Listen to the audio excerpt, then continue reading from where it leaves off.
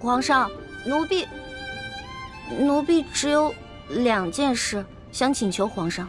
这第一件事，想让皇上撤去奴婢的答应之位。朕本来就要准备取消你答应的封位，封你为嫔，让你做一宫之主。皇上误会了，奴婢不是嫌答应的封位太小，而是奴婢只想做一个小小的宫女。为什么？因为奴婢的满八旗身份是鳌拜帮我伪造的，之前为了迷惑鳌拜，所以皇上给奴婢封了一个答应之位。可是现在鳌拜已经就擒了呀，所以奴婢也没有必要再假意的做皇上的后宫嫔妃了。这有什么的？朕早就想过了，找一个八旗的宗亲认你做义女，赏你们李家一个满八旗的身份就是了。其实这跟几起也没什么关系。最主要的是，奴婢年少的时候家里给奴婢定了亲，虽然奴婢的未婚夫前几年外出游学，暂时失去了联系，但是婚约还是在的，所以奴婢没有办法侍奉皇上。你的意思是，将来有可能还是要出宫，去跟你的未婚夫完婚？这大清朝跟历代历朝都是一样的，推崇信义为先，这婚约自然也要遵守，所以奴婢就不能侍奉皇上，希望皇上成全。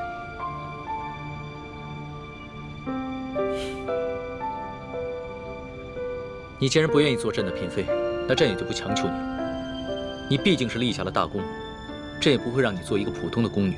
这样吧，朕就留你在御书房，做朕的笔墨侍书。等将来你的未婚夫有了消息，朕就让你出宫去和他完婚。奴婢谢皇上恩典。这个笔墨侍书，以前宫里是没这个职位的，而是朕特意为你而设。你既不是后宫嫔妃，也就不适合住在东西12宫中的任何一宫之中。这样，让人在后宫之中找一处幽静的住所，赐名永乐斋，暂时拨给你住。谢皇上恩典。那你的第2个要求呢？我第2个要求很简单，奴婢知道皇宫里有一个宝库，里面有好多奇珍异宝，奴婢想进去转一转。你还真是个小孩心性。好，朕准你了，准你去宝库逛一逛，顺便挑拣自己喜欢的宝贝，就当是朕给你的赏赐。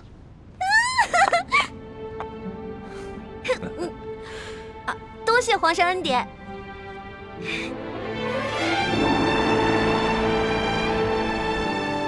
石叔姑娘，哇，请。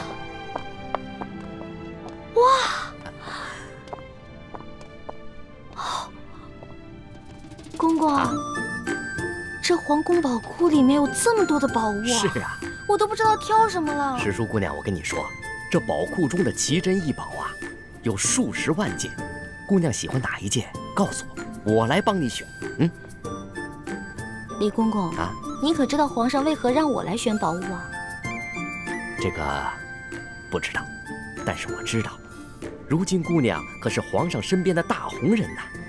我在这宫中已经30、40年了，还是第一次看到奉旨到宝库中来选赏赐的事情啊。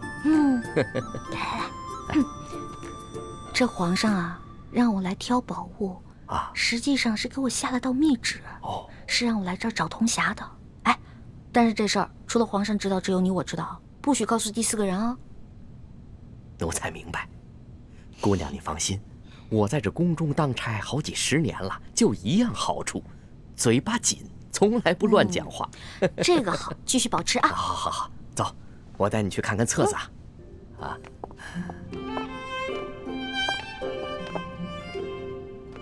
姑娘，这宝库里的所有宝物啊，都在这个册子里面。我们看看这个铜匣，这个是铜匣的，你看看。这个宝库里的铜匣呢，一共有174件，不知姑娘想要哪一件？李公公啊，这个铜匣呢？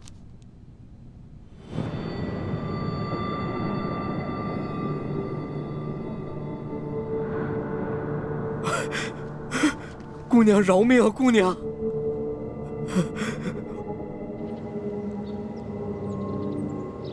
什么？铜匣被鳌拜拿走了？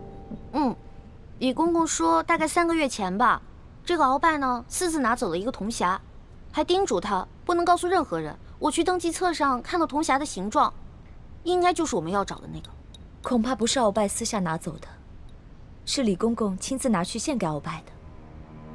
这个李公公现在还不知道我们已经知道了他是鳌拜的内奸，所以他在言语中呢为自己脱罪遮掩。哎，朱哥哥，我可听了你的话啊，没有揭穿他。你刚才说什么？3个多月前，那不正是义父告诉我们铜匣秘密的时候吗？难道鳌拜也知道了铜匣的秘密，所以抢先一步拿走了铜匣？可是鳌拜怎么知道铜匣的秘密呢？难道我们明珠谷出了奸细？奸细？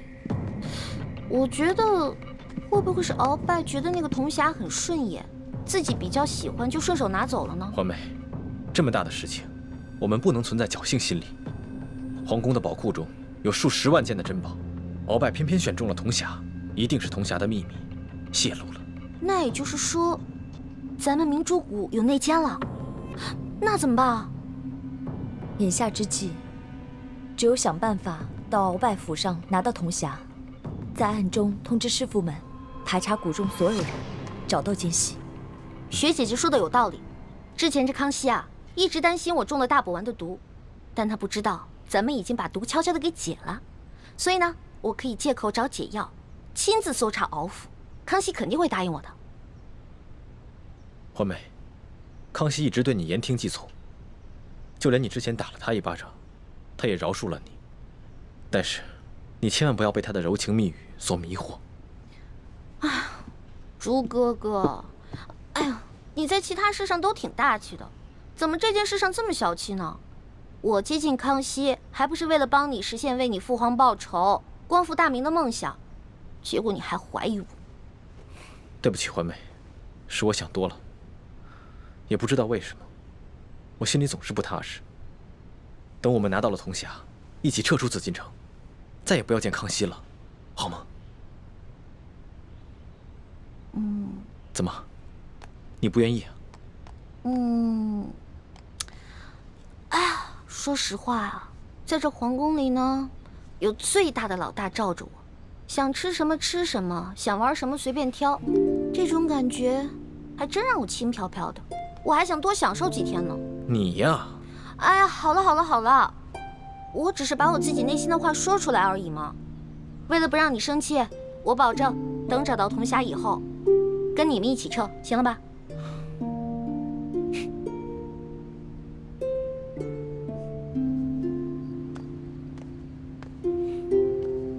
老大，谢谢你。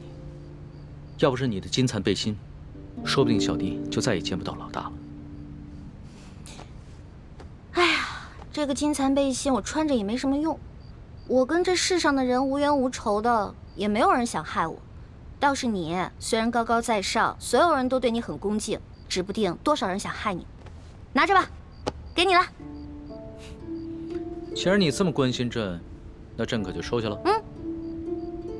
你知道这件金蚕背心的来历吗？我只知道这个是先帝赐给鳌拜的。这件金蚕背心呢，是前明崇祯皇帝的贴身之物。这个崇祯皇帝生性多疑，唯恐被人刺杀，所以花重金从海外购得了这么一件宝物。可惜啊，最后他还是丢掉了天下，吊死在了梅山。就跟这个鳌拜一样，曾经权倾天下，现在不也照样变成了一个阶下之囚？所以啊，这执掌天下之人，可不能靠什么宝物防身，必须以仁德治天下。只有天下太平，这做皇帝的才会太平。龙小弟，你这一本正经说话的样子，还真像个皇帝啊！什么叫像个皇帝？朕本来就是个皇帝。是，而且朕会说到做到。哎呀，老大，你怎么了？你没事吧？没事，可能是大补丸的那个毒发作了。那怎么办呀？我已经命索额图去查鳌拜府了，命他一定要找出大补丸的解药。哎，不，这索大人吧，他去找，他即便看见了，他也不知道哪个是。要不然你还是让我去吧，我去搜吧。不是，可是你这样能坚持住吗？我其实刚来的时候吧，吃了我哥哥给我制的那个药，虽然不能根治这个毒吧，但是可以缓解一下。你让我稍微缓一下啊。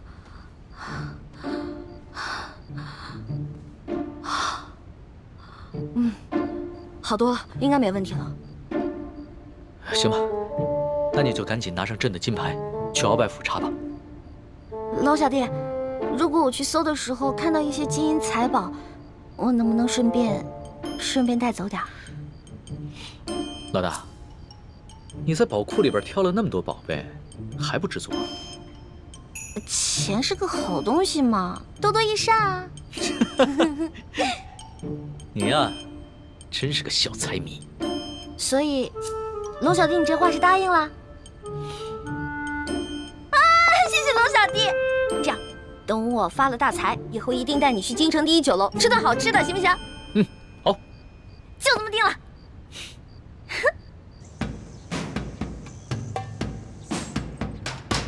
还不去？师叔姑娘，这都是为你准备的。来来来，尝一尝，应该是不错的啊。轻点一下。好吃。好吃吗？好吃好吃。啊。翡翠时间，这边。的确好吃。等一下。啊。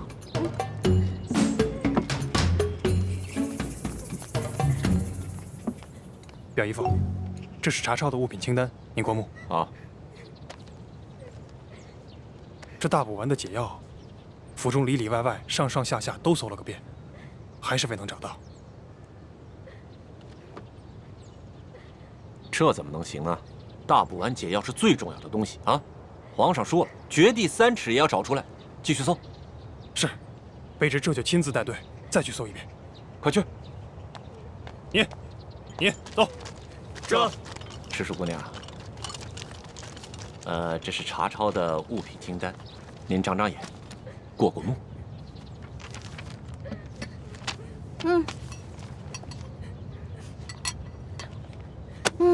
不用看了，这个不对。不对。嗯。哪里不对啊？啊，师叔姑娘。这个清单啊，肯定不对。这不对吗？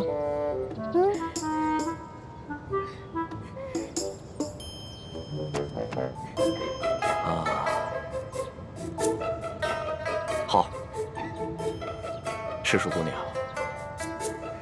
咱们能不能借一步说话？好啊。走。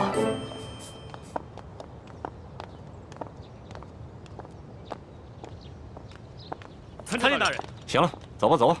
这。走。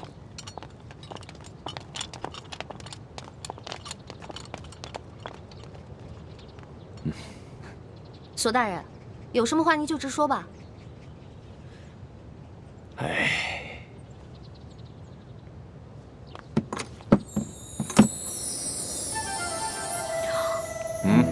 哇，这么多金银珠宝啊，连在皇宫的宝库里都没见过呀。师叔姑娘，你这眼光挺毒啊，一眼就看出这账目不对啊。实话实说吧，这2箱宝物还真就没入账。咱俩来鳌拜府也不能白辛苦这一趟吧？咱们2:1天作5，把这2箱宝物给他分了，这样如何？分了，这不太好吧？这有什么不好的啊？这皇上命咱们俩来查抄这鳌拜府，其实就是想赏咱们俩一个发财的机会，这你都不懂吗？那也是，咱就别跟皇上客气了。是啊，那咱跟皇上客气什么呀？啊？那这样，一会儿你找个人啊，帮我把这箱抬到永乐斋去。没问题啊，这个包在我身上，你就不用担心了啊。那师叔姑娘，这些账目可对了？嗯？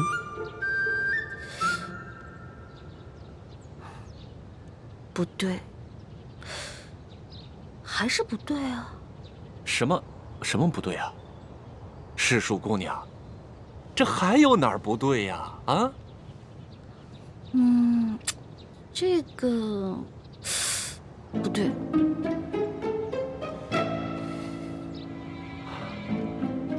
行，你厉害。走，跟我走。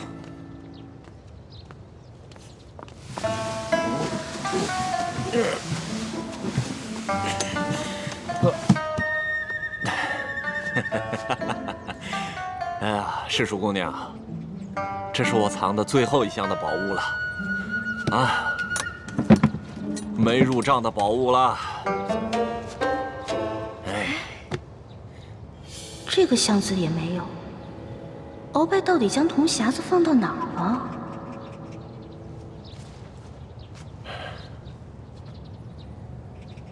世淑姑娘，这最后一箱宝物，我本来是要留下来，孝敬其他王公大臣的。你想啊，咱俩捞到了这查朝鳌拜府的肥差，这朝里多少眼睛盯着咱俩也不能不懂规矩啊，是不是？是啊，索大人啊，我虽然不是特别懂你们这朝中的复杂关系吧，但是我也知道，这人要懂得分享，不能吃独食，不然啊会招来祸灾的，是不是？是啊，哎呀，世淑姑娘就是聪明伶俐，难怪皇上这么宠爱你。哎，那现在这账目可对了？这账目是对了，但是我这解药还没找到呢。对呀，这解药没找着。鳌拜这奸贼实在是狡猾得很呐！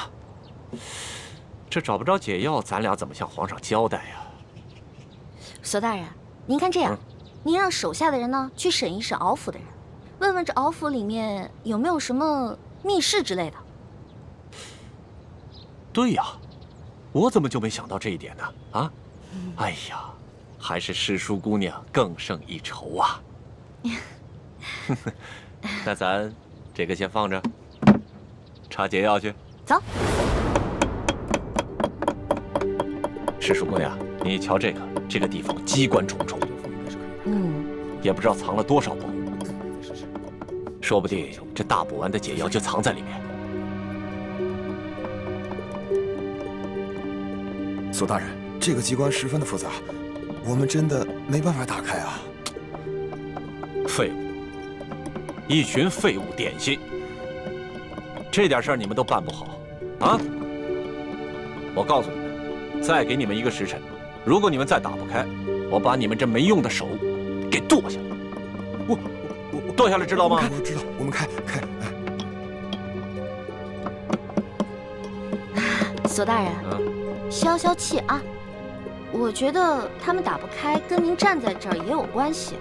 您想啊，您站在这儿，他们紧张啊，紧张肯定打不开。要不然您看这样行吗？您到外面啊歇息，喝个茶，我来看着他们。还真说不定啊。那行，那就麻烦世淑姑娘帮我先盯着点儿。好嘞。啊，你们听好了啊，一切都听世淑姑娘的安排。是。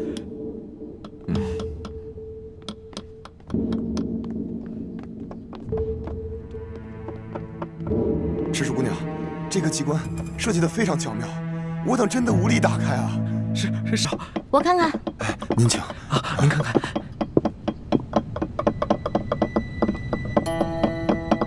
哎，世淑姑娘，你也会开机关啊？嘘，小声点啊，这事儿不能声张。这个机关我要是开不了的话，你俩手可就保不住了啊！是，我们不说。我这次要是开不开的话，千万别怨我啊！不会，能开。哎，您请。哎，您请。天灵灵，地灵灵，保佑我一定要开啊！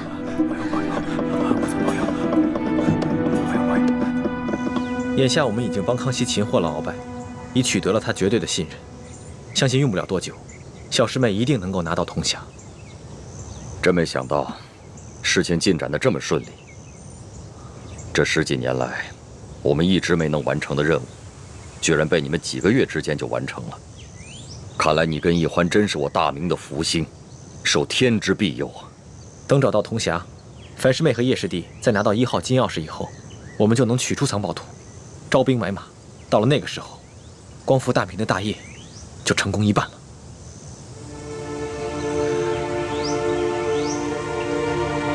唉，怎么了，义父？有件事情藏在我心里已经很多年了，我现在告诉你，你也要把它藏在心中，不能告诉任何人。义父，请讲。孩儿定当守口如瓶。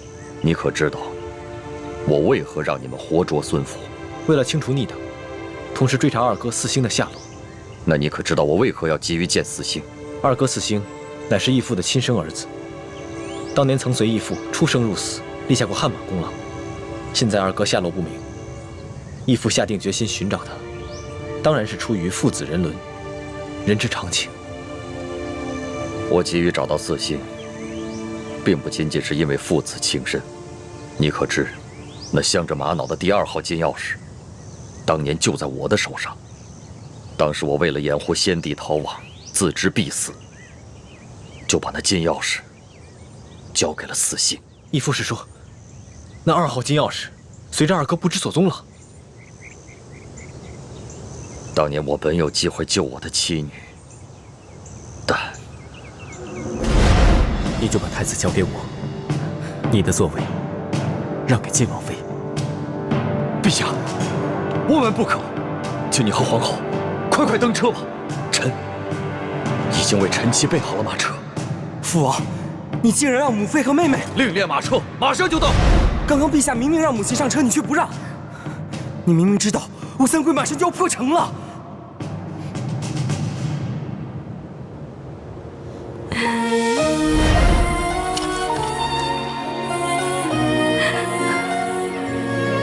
什么？你要抛下母妃和妹妹不管？国难当头，顾不了我们自己的家。爹，可是没有可是，执行军令。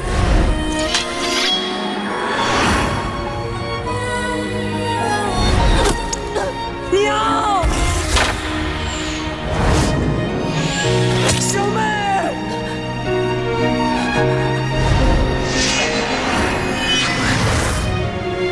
从今往后，你不再是我爹。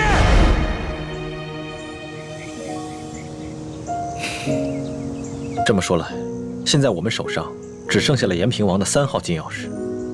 就算找到了铜匣和1号金钥匙以后，也都于事无补了。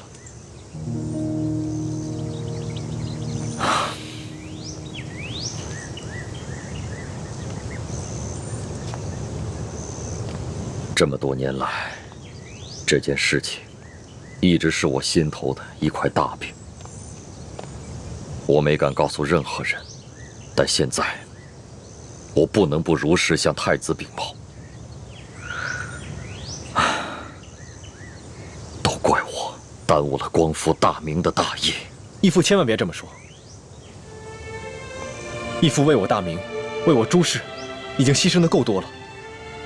义父，等我们找到铜匣和1号金钥匙以后，我们再一起寻找二哥的下落。四星多年来杳无音信，我怀疑，如今他早已不在人世，要不然就是故意隐藏起来，以此来惩罚我当年的狠心。义父，我们一定会找到二哥的，而且我相信，总有一天，他会理解你的苦衷，而苍天定会庇佑我大明。皇祖母，这只是一个小小的答应，居然敢动手打皇上！更不可思议的是，皇上居然还不予追究，还破例给他封了一个什么笔墨侍书的职位，给他加倍的疼爱。岂有此理！岂有此理呀！小小的笔墨侍书，竟敢在大庭广众之下去打皇上，李德福，这怎么？你怕皇上怪罪，不敢食言？回太皇太后，不是奴才不敢直言，当时奴才和索大人还有宫里的内侍全都低头跪在地上，只听见一声清脆的响声，没有看清到底发生了什么事啊。那其他人呢？都没看见？这个奴才就不知道了。那声巴掌响，是皇上自己打了自己一下？当然不是。那就是皇上打了李易欢那个贱婢一下？也不是。这也不是，那也不是，你现在就跟本宫说清楚，这一巴掌到底是怎么回事？皇后娘娘，奴才是实话实说，当时确实奴才没有看见李欢打了皇上一巴掌。这皇上又严令我们不许多嘴，所以奴才不敢妄加猜测呀。你这个老滑头！李德福啊，看来你真是有点老眼昏花了。该瞧到的你都没瞧到。太皇太后恕罪，奴才该死，请太皇太后责罚。李德福，你可是这宫里的老人了啊！你说说，冒犯了皇上，该当何罪？回太皇太后，冒犯皇上那是死罪。那动手打了皇上呢？这奴才在宫中30多年了，还从未见过如此胆大包天、不知死活之徒，所以无旧例可循。但显然当处以极刑，诛灭九族。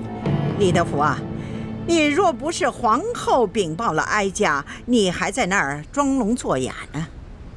奴才该死，奴才该死！哎呀，李德福啊，李德福，你服侍了哀家已经整整30年之久了。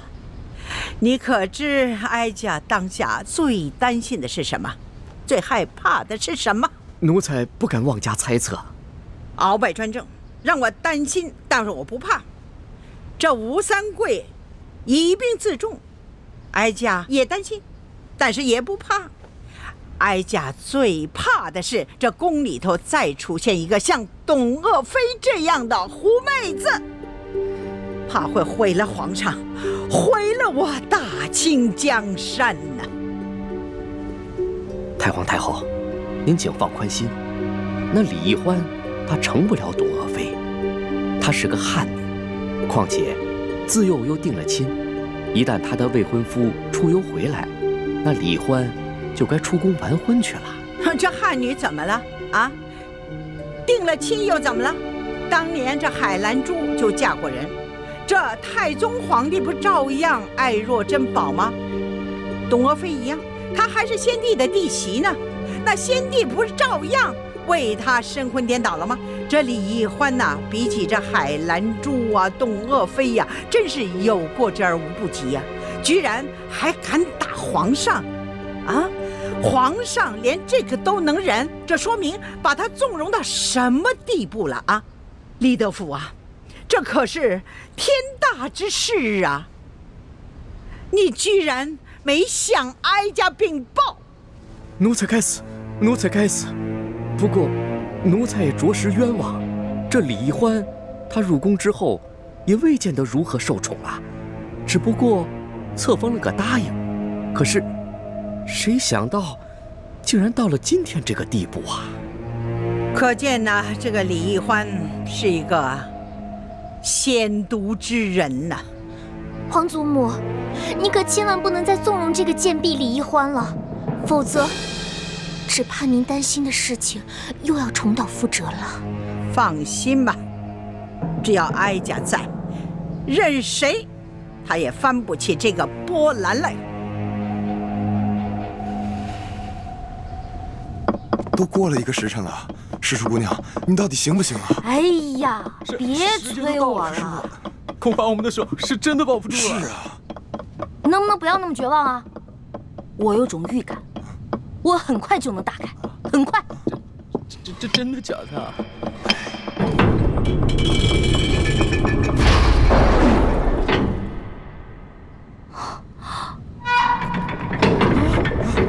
这个时辰了还没打开吗？天哪！我打开了，我打开了！世叔姑娘，你可太棒了！哎，世叔姑娘，真是没想到，你居然会开机关呐！太了不得了！走，不是，赶紧休息吧。我不会开机关，我是之前皇上不是安排我在鳌拜府当卧底吗？哦，我看见过几次，照葫芦画瓢，您看捣鼓了1个时辰才给捣鼓开。哎，世叔姑娘，真是没有想到，你看这么一次就能够记下手法来，这可太了不得了，真是聪慧过人呐！走，咱们休息一会儿。如今鳌拜倒台了，我弟弟有何反应？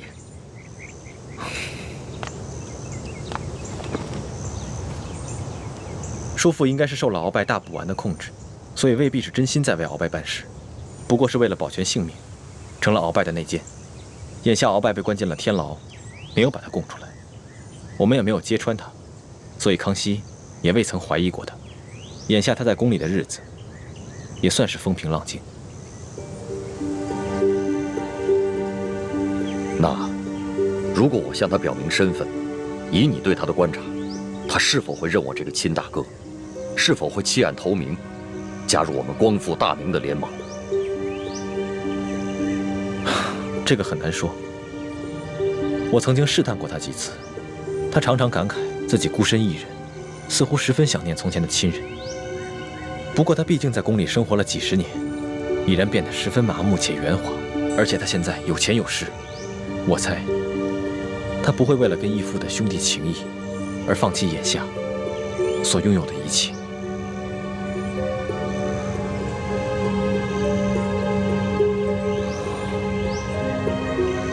好吧，那就再慢慢观察观察。哎，世叔姑娘，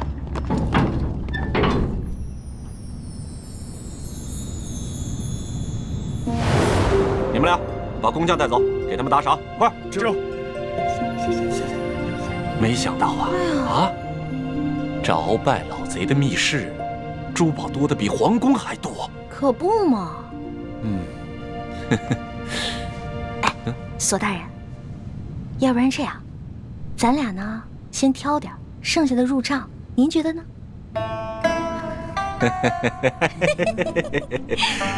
这和世叔姑娘一起办案，真是太开心了。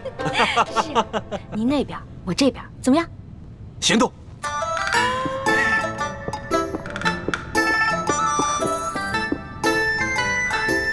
真是皇天不负有心人，我终于找到你了。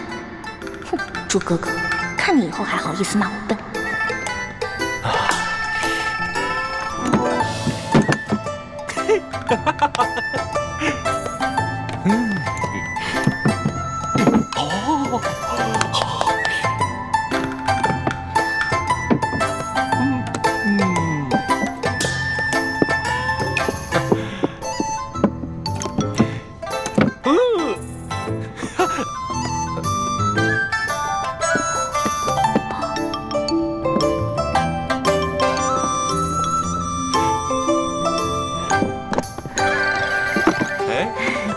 世叔姑娘，你这就挑好了？当然了，再多挑点吧。哎，不了不了，我挑的已经够多了。索大人，您再接着挑点呗。我呀，哎呀，我想起来了，不对呀。怎么了？这大补丸的解药还没找到呢，怎么跟皇上交代？那您要不要再带着手下人继续看看？您看这天色不早，我挑的已经够多了，我先撤了。好嘞，那我送你出去。来来，谢谢索大人。慢点，慢点，慢点。好好好。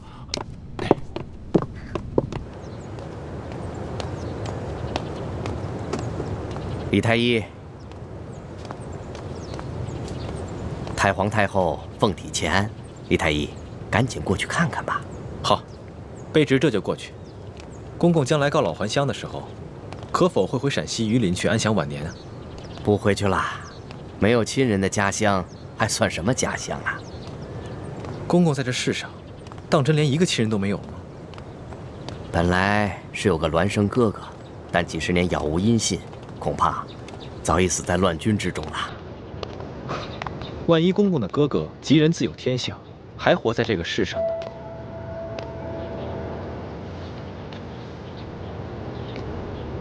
呢？怎么可能呢？在这世上，怎么可能有那么好的事呢？啊，快走吧，太皇太后还等着呢。看来，他还是很渴望亲情的吧。如果义父出面与他相认，他一定会很惊喜吧。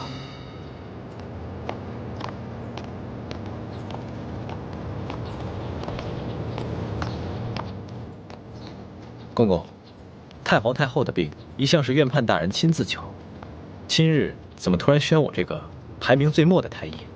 这个咱家就不清楚了。也许是院判大人觉得你年轻，却医术高明，太皇太后也就留上心了吧。公公，这好像不是去慈宁宫的路吧？太皇太后不在慈宁宫，你别多问了，跟咱家去就是了。公公，太皇太后宣我瞧病，不会是有别的什么事吧？看在咱们同乡同姓的份上，能否告知一二？你多心了，你刚刚才救了皇上，太皇太后也许是想赏赐你呢。多谢公公。走吧。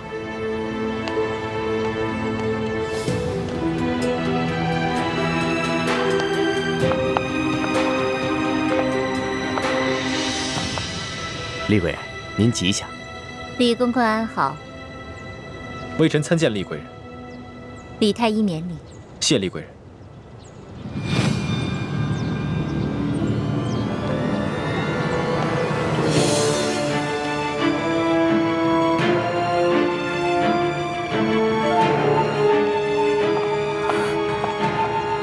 师父，大师兄出事了，我去永乐宫通知医患。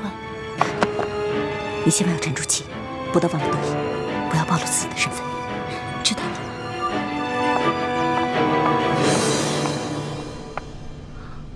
吗？踏破铁鞋无觅处，得来全不费工夫啊！如果朱哥哥看到这个铜匣子，一定会惊喜万分的。到时候我就将找到铜匣子的过程说得惊心动魄，让他们以后再也不敢小瞧我这个小师妹了。哼！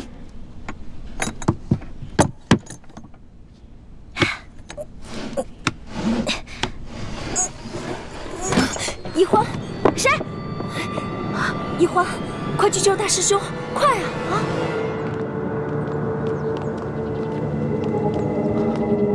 李公公，太皇太后不是宣我来看病的吗？怎么把我带到这儿来了？有什么事情先进去再说啊！开门。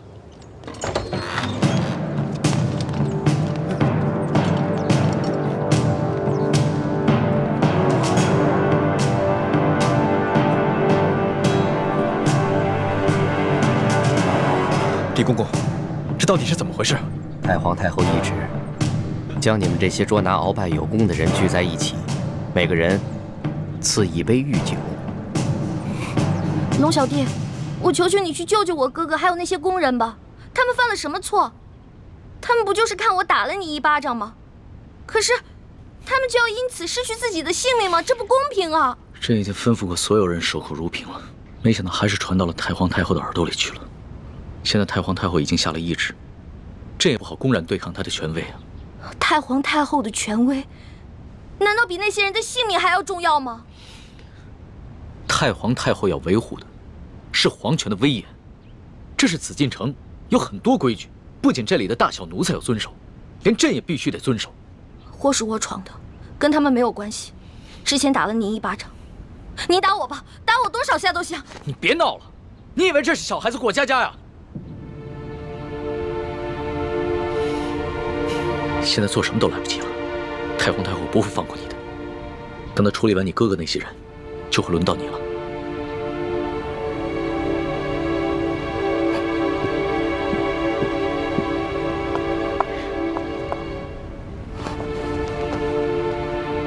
那皇上，您还是先杀了我这个祸首吧。如果先杀了我的话，死在哥哥的前面，我就不会那么内疚了。易欢的易欢，你还老说自己是朕的老大，一到这种危险的时刻，你就这么没出息的以死相要挟。您现在是高高在上的皇上，我只不过是一个小小的奴婢，我只能求您大发慈悲，饶了我哥哥。少说的那么可怜，你什么时候把朕当过皇上？不一直把朕当成你那个结拜小弟吗？奴婢再也不敢不知天高地厚了。您现在是皇上，不是奴婢的龙小弟。皇上，之前都是奴婢错了，要罚你就罚奴婢吧。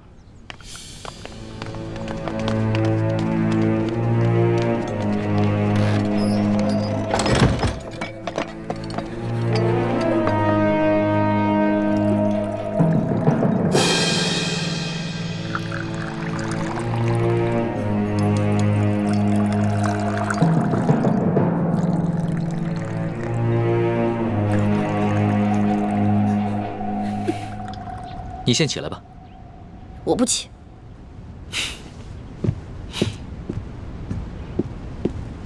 起来吧，这么跪着也不是办法。皇上，我求求您了，您能不能去救救他们呀？如果他们因为我而死，我肯定会内疚死的。楼下，皇上，你就救救他们吧。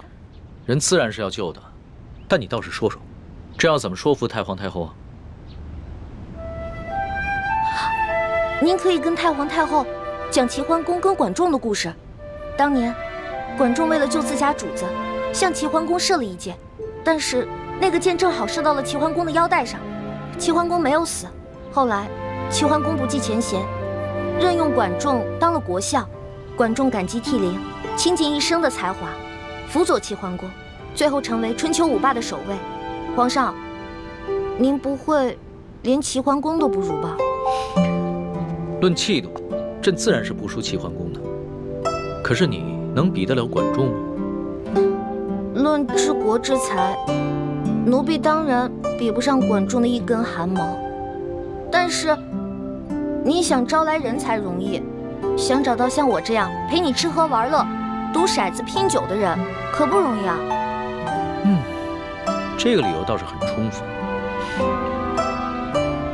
只不过，早晚有一天你都要出宫嫁人，不能一辈子留在宫里陪着朕，那朕岂不是很吃亏？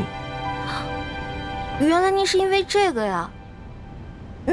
那您现在想怎么办啊？跟朕说说你那个青梅竹马吧，他叫什么名字，长什么样，家世如何？这个属于奴婢自己的秘密，不能告诉你。那你总得告诉朕，他的外貌仪表、才华气度比朕如何？这个嘛，我也没法说。有什么不好说的？让你说，你说不就完了吗？那我真说了，你可不许生气啊！笑话，朕在你的心里度量那么小啊？他确实没有皇上您高贵俊逸，但是他很温柔，对我特别好，人很老实，我说什么他就做什么，我可以把他吃得死死的。不像你，今天说这个你开心了，明天说那个又得罪你了。那你爱他吗？二师傅，我头晕。师傅带你去休息啊。二师傅，一会儿他是在装病，你千万别上了他的当。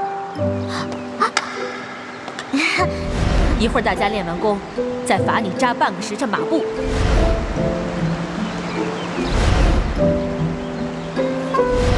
玉欢妹妹，你别生我的气了好吗？欢妹妹，这个给你，我们和好吧？核桃酥。那。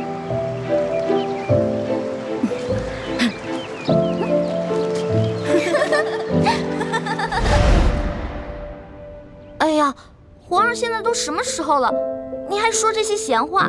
您赶紧跟我去救人吧。皇帝也是人，也有七情六欲，也有好奇心，甚至也会嫉妒。龙小弟，我求求你了，你要是再不去的话，他们人头马上就要落地了。放心吧，这个宫里没那么容易见血，要灭口用的都是鸩酒。鸩酒？那您赶紧下旨吧。走，快去救他们！你先别着急，这太皇太后一下子从朕身边抓了10几个人，还需要等你过来求朕，朕才知道怎么做吗？朕虽然不好公然抗旨，但是早已命人准备了解药了。真的？那你不早告诉我？不对，你是不是得需要什么条件才能给我解药？当然。朕就想问你一个问题：你爱这个青梅竹马吗？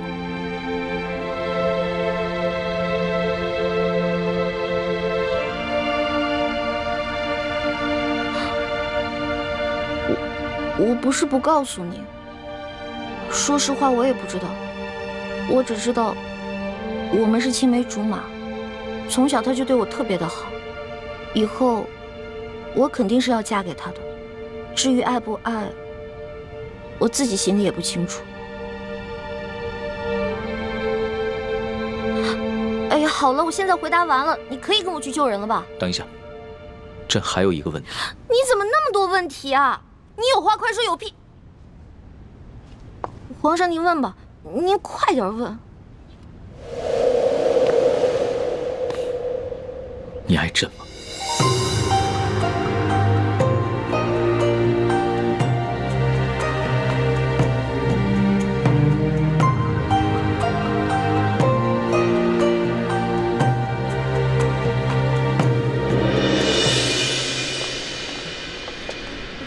这是太皇太后赐给你们的御酒，你们每人各取一杯，享用吧。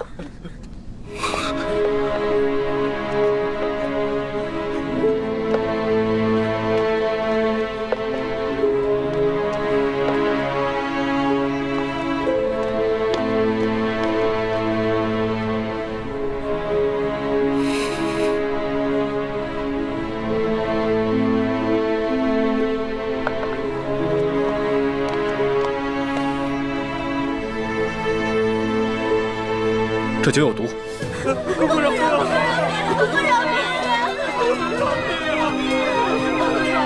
李公公，太皇太后为何要赐毒酒给我们？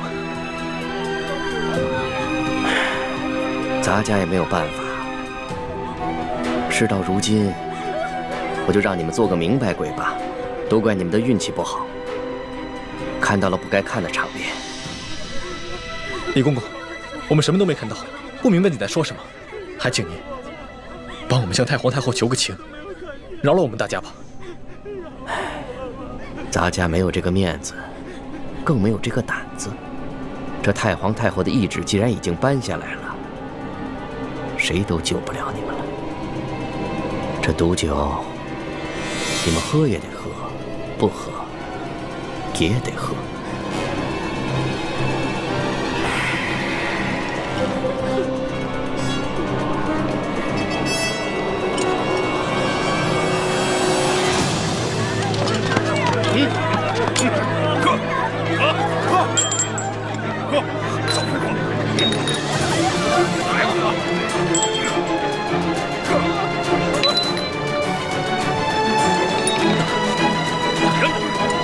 李公公，我有重要的话要跟你说。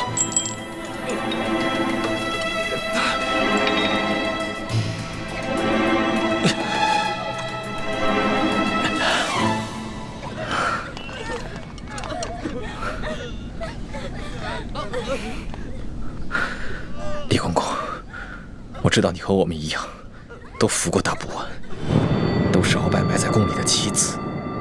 今天，你若不救我和这些宫人，那么你的秘密，我也不会再替你保守了。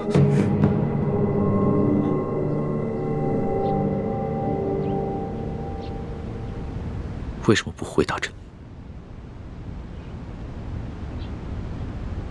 我不知道怎么回答。如果我说实话，我怕你不开心，不给我解药；但是如果我骗你的话，那就是犯了欺君大罪了。你就照实了说，朕答应，不论如何都会救你的哥哥和那些宫人。真的？天子之语，金口玉言。不爱。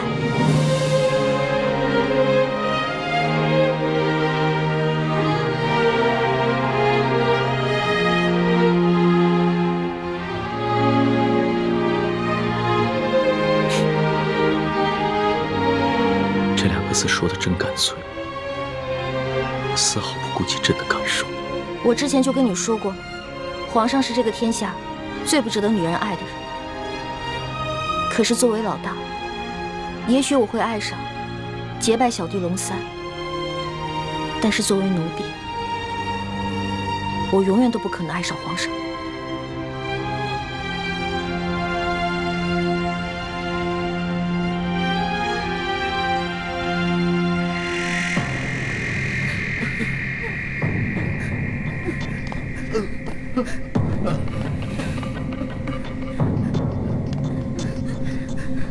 杀了他！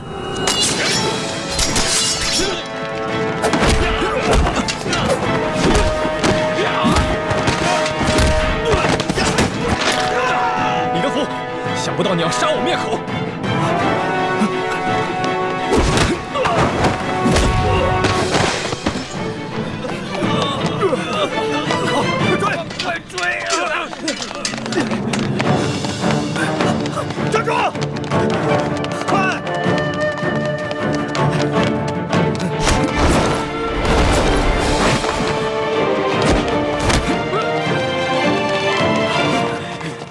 李太医，你杀了我，你也活不了。李德福，你别以为杀了我就没有人知道你是鳌拜的内奸了。你别忘，我还有我妹妹易欢，我若是死了，她绝对不会放过你。李太医，你我都是同乡又同姓，我本来是想照顾你的，可是太皇太后这懿旨一下来，我们这些做奴才的，除了照办还有别的办法吗？我救了皇上的性命，又助皇上擒拿鳌拜，立下大功，太皇太后怎么可能不分青红皂白，就要置我于死地？哎，都怪你那个妹妹呀！仗着皇上对她的宠爱，她就无法无天。我在这宫里都已经几十年了，我从来没有看见过哪个宫人敢打皇上的。易欢呢？现在怎么样了？我不知道，但我知道太皇太后不会放过她。李太医，你先把我放了，继续替我保守秘密，让我去向太皇太后求情，我尽量求情，你看怎么样？那些宫人呢？哎呦，这都什么时候了？咱们都泥菩萨过河，自身难保，哪还有闲心顾及他们呀？不行，我不能眼睁睁看着这么多无辜的人丧命。我要见皇上。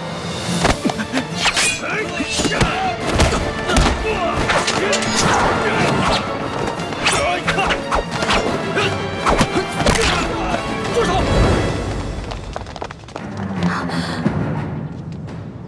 皇上。微臣参见皇上。平身吧。李太医，朕赦你无罪。你现在马上和索额图去解救那些中毒的工人。微臣遵旨。这，快！李德福，这差事你办的可真是用心呢。皇上恕罪。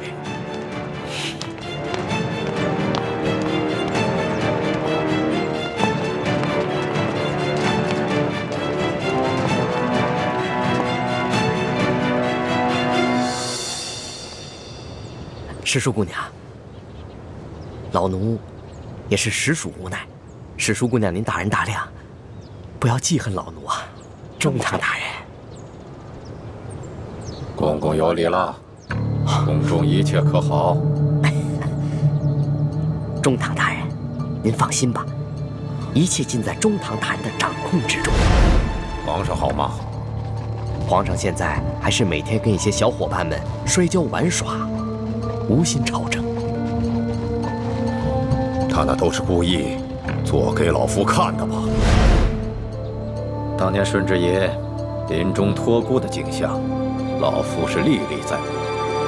不过如今皇上翅膀硬了，不把我等老臣看在眼里了，是时候给他点教训了。啊，那中堂大人，您的意思是？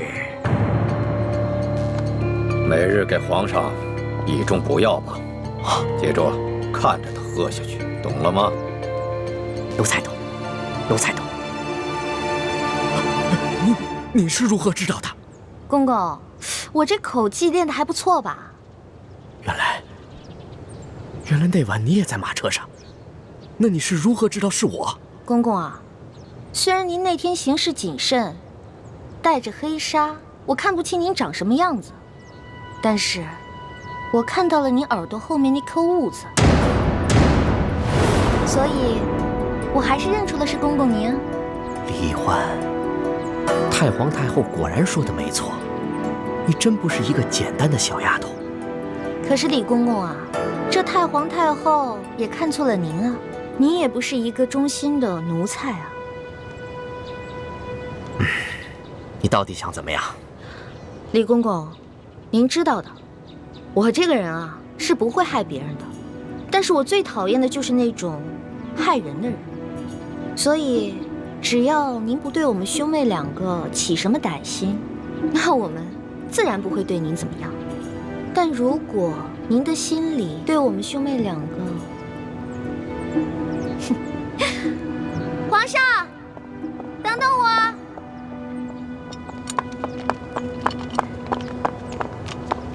龙小弟，谢谢你啊。其实就算你不求我，我也要救那些工人们。虽然这会让太皇太后特不高兴，但是朕已经擒下了鳌拜，真正亲政，朕必须坚持己见。不过这个李公公实在是太讨厌了，向太皇太后告密的人肯定是他。这个朕怎么会不知道呢？但是李德福10岁就进宫了，侍奉过3代君王。太皇太后对他十分宠信，打朕小的时候啊，就是由他把朕的一举一动汇报给太皇太后，这已经是惯例了。就算朕有不满，也无可奈何呀。没想到皇上也有这么多的无可奈何啊！当皇上无奈的事情多着呢。对了，大补丸的解药你搜到了吗？我哥哥还没有完全的研制出来，估计这个鳌拜是想彻底让我和哥哥给他陪葬了。那怎么办？这鳌拜虽然已经擒下，但他毕竟是3朝元老，他的一生功过十分复杂，朕还没有想好怎么处置他呢。而且他的性子十分桀骜，无论如何，他都不肯交出大补丸的解药。龙小弟，我是你老大，自古啊，吉人自有天相，没问题的我。朕真的是没用啊，连你都保护不好。龙小弟，你可千万不要对我这么好，不然我会愧疚的。都快点，把药给我灌下去！把药赶快灌下去！快点，赶紧的，往这敲开！给我喂下去！快！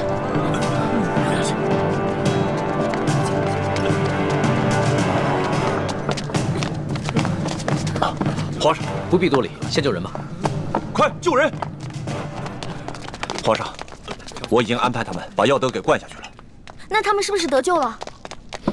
药已经喂下去了，命是保住了，但是什么？但是这酒毒性实在太烈了，纵然服下解药，毒素也早已侵害了他们的咽喉。从今以后，他们再也不能说话了。张嘴。你是说，他们以后都是哑巴了？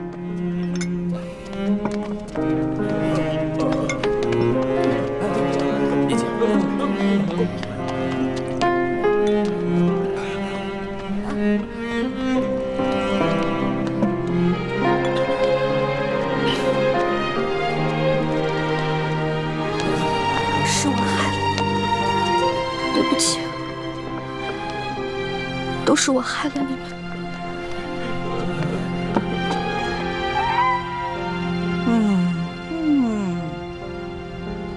哎呀，李德福啊，连这点事你都办不好，你真是不中用啊你！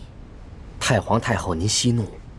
奴才跟纳赛正要把事情办好的时候，皇上跟李易欢突然来了。皇上让奴才放人救人，奴才哪敢不遵从啊？哎呀，皇上是中了李易欢的毒了，中毒不浅呐。这样吧，你把这个李易欢给我叫过来。谨遵太皇太后懿旨。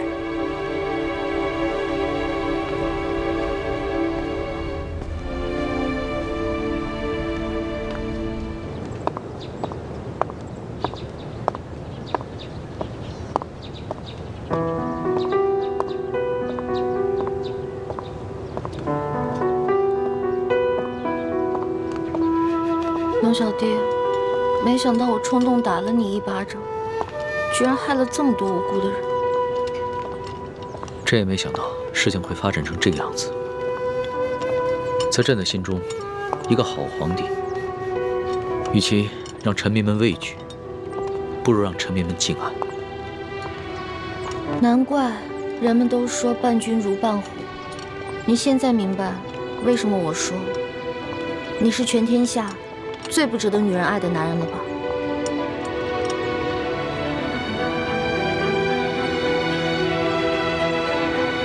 易欢，朕知道这件事情在你心里一定留下了很深的阴影，你更不可能会爱上朕了。也许这皇宫确实不适合你，你应该出宫去嫁给你那个青梅竹马的未婚夫，可能会更幸福。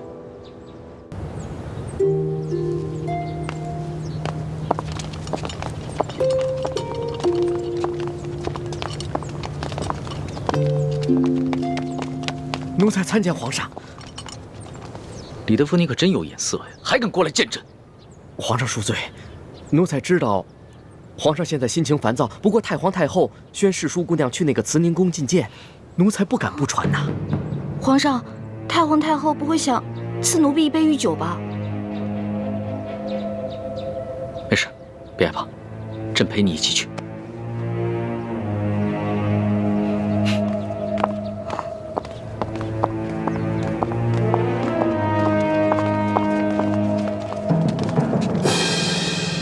皇上驾到！皇上吉祥！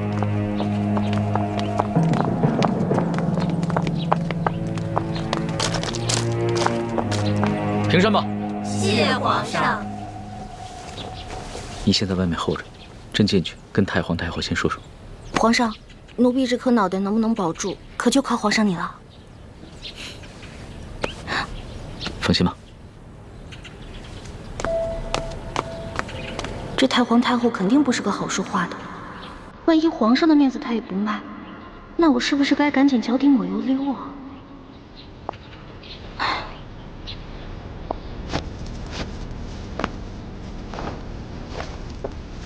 皇祖母吉祥。起来吧。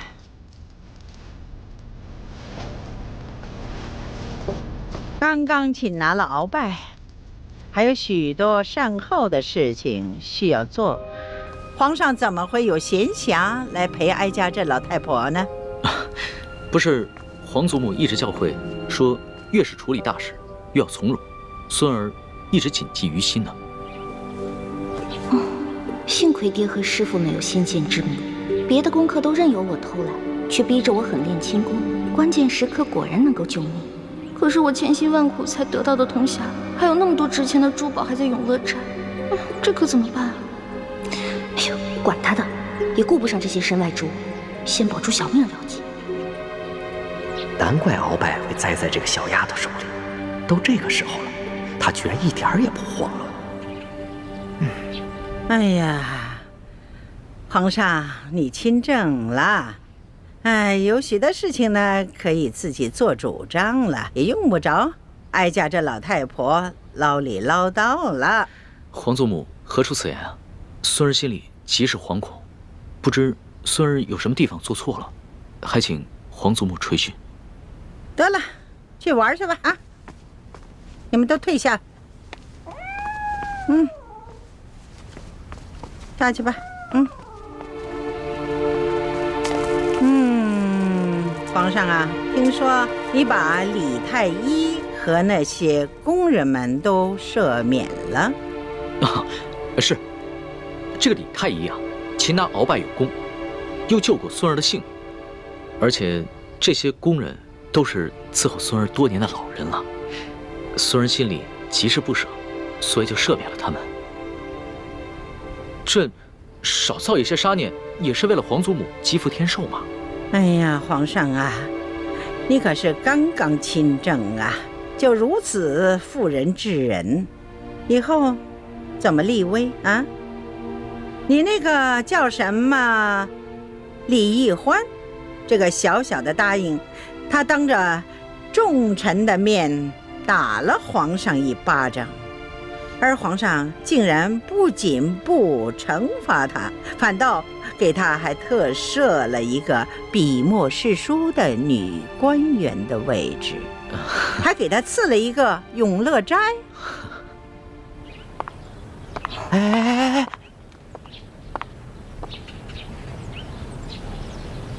这些做奴才的可真小心，唯恐听到了不该听的，都站得远远的。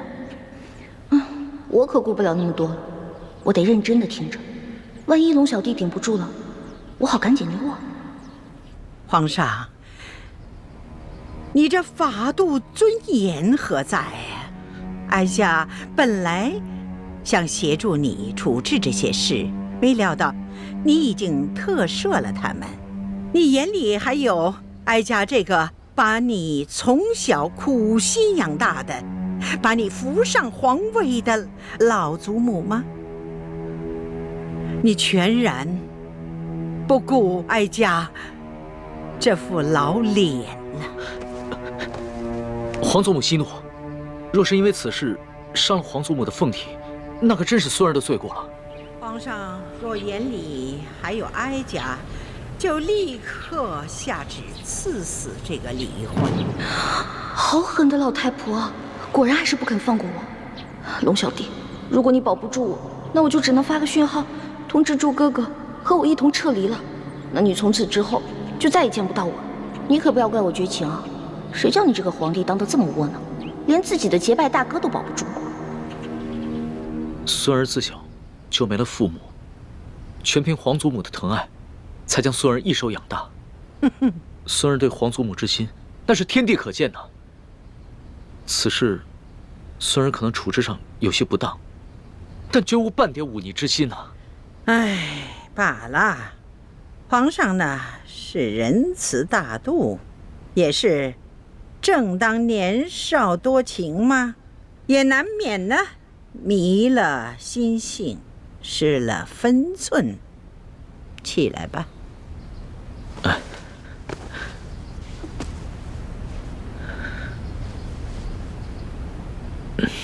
皇祖母，您先消消气。这个易欢呢，是孙儿在出宫微服私访的时候结识的。那个时候，孙儿一时玩性大发，就假冒侍卫龙三的身份和他结了拜，还谎称自己是皇上的替身。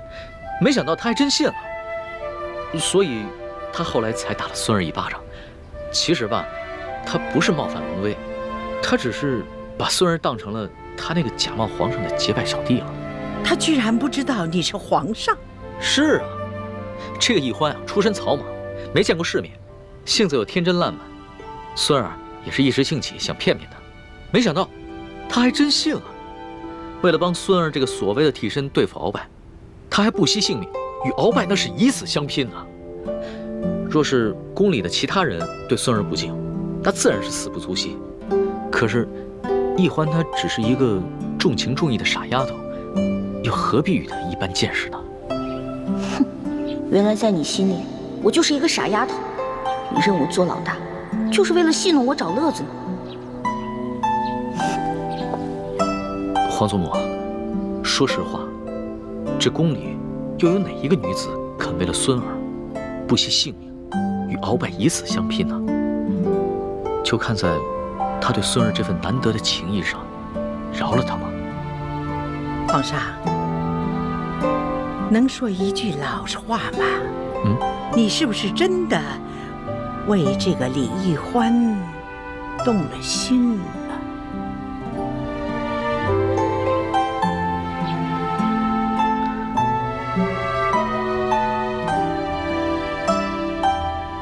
皇祖母，孙儿刚刚真正亲征未久，内有鳌拜的余党未能清理，外有三藩做大，还有前明余孽组成的反清联盟，时刻威胁着我大清江山，所以孙儿不敢沉溺于儿女私情，对任何女子都不会真正动心的。龙小弟，原来你对我果然不是真心，这样也好，咱俩互不相欠。哀家以为这李易欢是一个狐妹子，让皇上迷失了心性。这样听起来呢，哀家也就放心了。至于这李易欢是要杀要赦，那就看皇上的了。皇祖母这孙儿还有一事相求。这易欢呢，她娇俏可爱，天真烂漫，就像一个开心果，所以孙儿想把她接着留在宫里，让她伺候。你怎么又绕回来了？皇上你小小的年龄，承担起大清朝的重任，哀家想想都心疼。皇上什么时候做到不动真情，不误国事，那你就真正的成长了。皇上，你看这后宫有那么多的小丫头，你叫哪个不是非得她这个李易欢不可吗？她有何等的姿色呀，何等的本事！皇祖母，这易欢真的是非比寻常的女子，孙儿求皇祖母成全，这个李易欢是不是在门口候着呢？那就叫他进来吧，让哀家见识见识。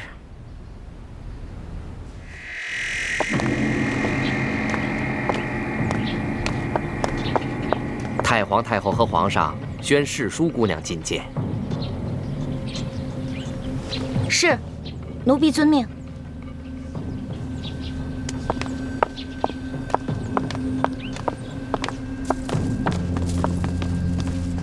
太皇太后，皇上，世淑姑娘觐见。太皇太后吉祥，皇上吉祥。果真是一个灵秀的人儿。你盯着哀家做什么？哦，奴婢只是好奇，原来太皇太后长这么好看呀，慈眉善目的，就跟画里走出来的观音菩萨似的。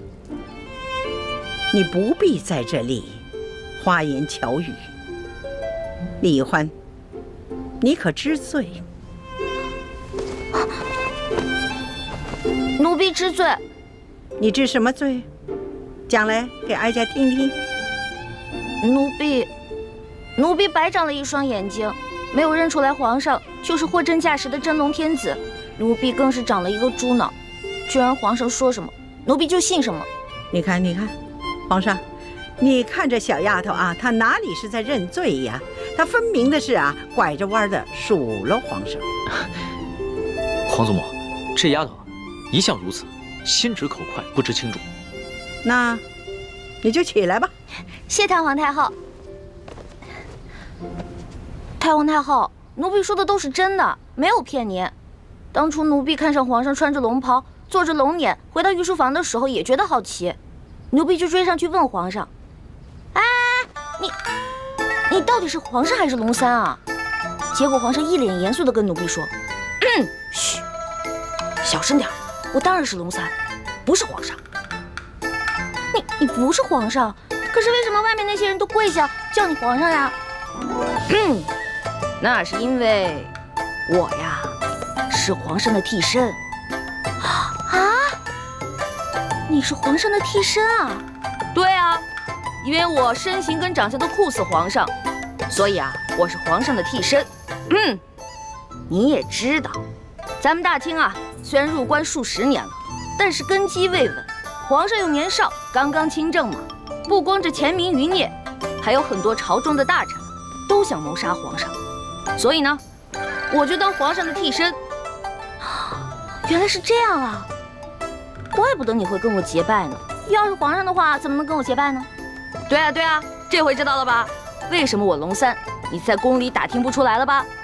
那是因为我不是一般的侍卫，我呀，只需要在皇上需要我的时候出来露面就行了。